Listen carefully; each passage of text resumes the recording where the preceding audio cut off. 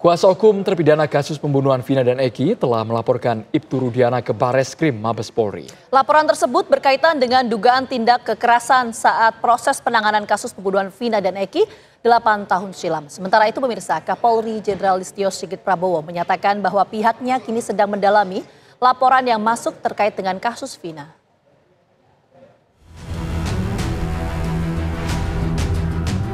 Kuasa hukum terpidana kasus Vina melaporkan Ibtu Rudiana ke Bareskrim Mabes Polri terkait hal-hal yang dialami para terpidana saat proses penanganan kasus pembunuhan Vina dan Eki tahun 2016 lalu.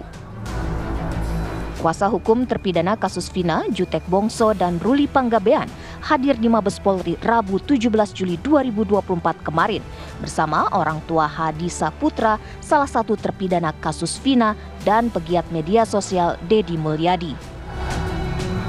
Laporan yang dibuat oleh kuasa hukum dan keluarga diajukan atas nama terpidana kasus pembunuhan Vina dan Eki, Hadi Saputra, terhadap Rudiana atas dugaan penekanan serta isu penganiayaan yang dialami Hadi Saputra saat proses pemeriksaan.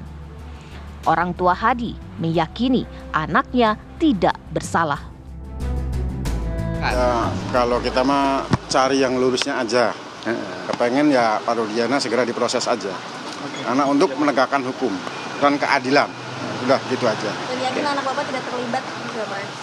Insya Allah, karena anak juga yakin dia itu nggak melakukan. Saya tanya sekali lagi, yakin anak Bapak tidak membunuh?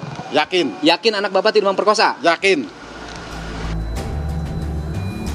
Dalam laporan yang dibuat disebut dugaan tindakan kekerasan dan penganiayaan dilakukan terhadap terpidana mulai dari verbal hingga kekerasan fisik.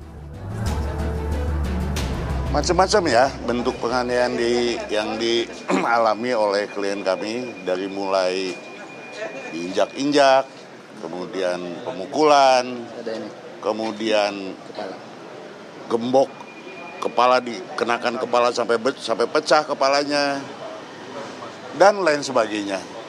Ya itulah yang menurut saya hari gini masih ada hal seperti itu gitu ya.